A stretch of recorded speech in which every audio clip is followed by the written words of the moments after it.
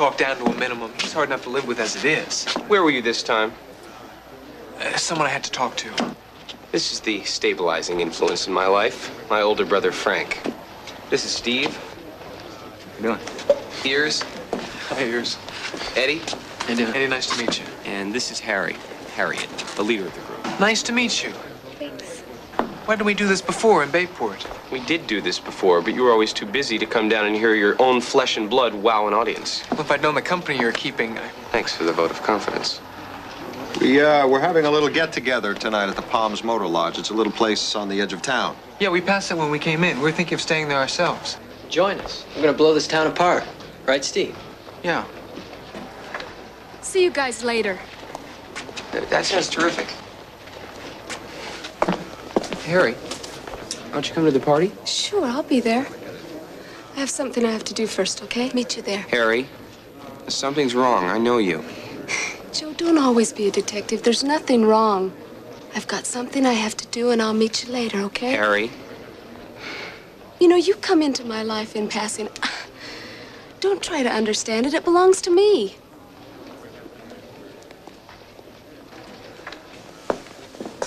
Something wrong? I guess not. You talk to Jerry? Yeah, he won't tell me a thing. Something's going on here, Frank. I know. I feel it, too. Let's see what's going on at the party. All right.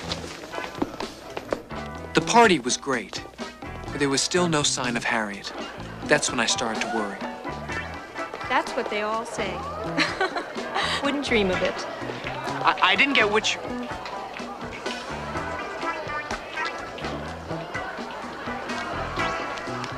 Let another one slip through your fingers, huh? Just a temporary setback. Speaking of beautiful women who slip through fingers, where's your date? My date? You remember Harriet? I don't know. She was supposed to be here like an hour ago.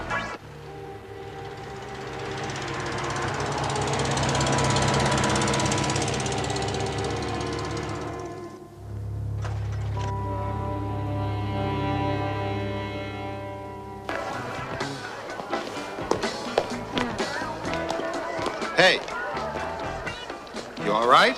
Fine, Alex. Just leave me alone. Harry, something's happened. I know it. Hey, will you stop with that? I'm just tired, very tired. I just need some sleep, that's all. Hey, Harry, you've got to join the party. Party's not a party without the star attraction.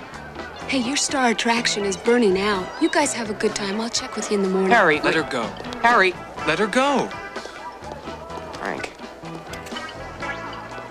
Okay, everybody, the manager says we have to wrap it up. We got a big day tomorrow. We have to celebrate the independence of this great, glorious land of ours. Or we have to sing a few psalms for its salvation. Now, you can all see Roadshow in Carnsby Park tomorrow. So thank you all very much for coming. Good night. Thank you. Thank you. Good night. Good night. Thank you. I think she's in trouble. I do too. Well, there's something we can do right now if she's not going to level with us. I mean, sometimes all a person wants is to be left alone. No, well, tonight we'll leave her alone. Tomorrow we'll see what we can do to help her. You don't give up, do you? Not when I care about somebody. Isn't that Mrs. Morgan? Yeah. I'm surprised Jerry didn't make it tonight. Yeah, I am too.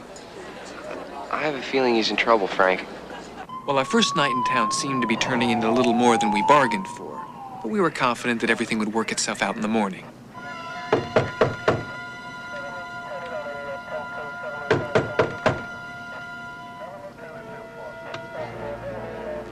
What is it? Your name, Harriet Alexander? Yes? You own that red Volkswagen in the parking lot. Yes. Is it about last night? Did you loan that vehicle to anyone in the last 24 hours? I filled out a full report last night.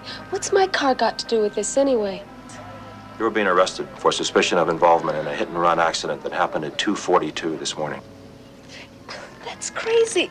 Get dressed, Miss Alexander. And don't think about going anywhere. We'll be right here.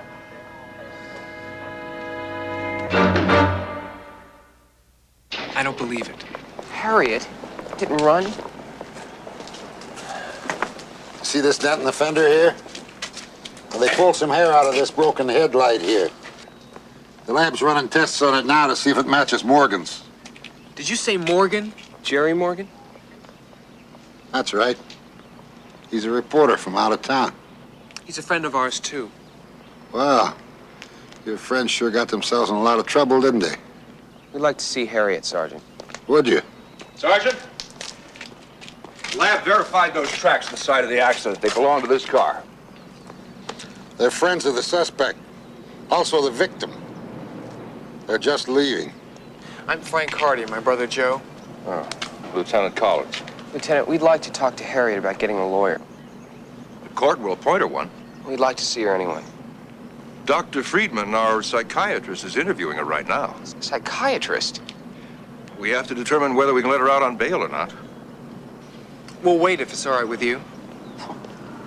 Suit yourself.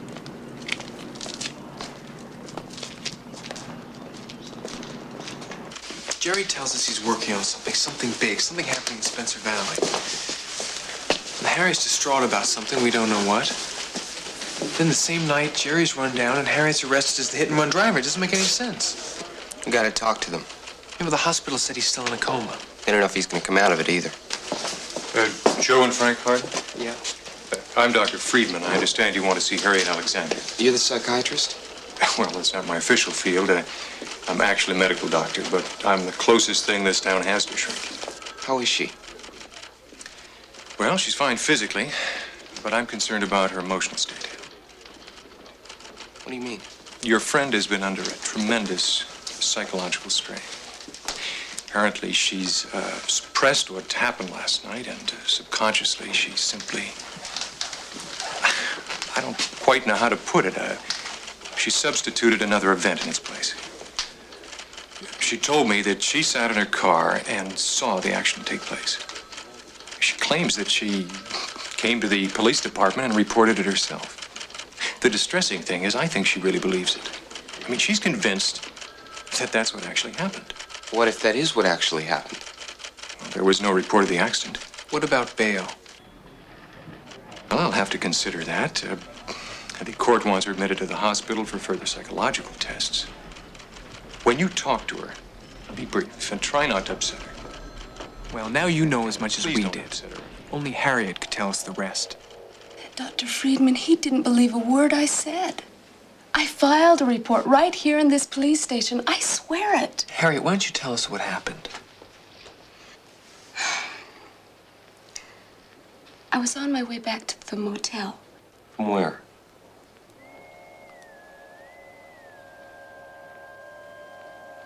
I was on my way back to the party. Just driving slowly, kind of unwinding after the show. I turned onto a street near the hospital and stopped at the traffic light and waited for it to turn green when I noticed this guy across the street. Do you know who he was? He looked familiar, but I didn't know him. Then I saw this car, a green Chevy. It pulled away from the curb and started towards the guy as he stepped down off the curb. And the guy saw the car and he stopped and waited for it. And then all of a sudden the car started accelerating. And it swerved over and the guy started to see it, but it hit him hard. That's what happened. I can still hear the sound. I just couldn't believe it. I jumped out of my car and I ran to the guy and he wasn't moving. I could tell he was still alive. I knew that the police station and the fire department was a few blocks away, so that's where I went. That's it. That's what happened. I reported it, they sent out an ambulance, and I came back to the party. You can see why I wasn't in the most festive of moods. There's one thing I don't understand. What? The accident took place on the other side of town. I got lost, I guess. You got lost? Yeah. There was something I had to do. It has nothing to do with this. It's not important. The important thing is that I didn't hit anybody. I saw it happen, and I reported it. Can you think of any reason why the police wouldn't have a record of that report? No. know. Do you know who the officer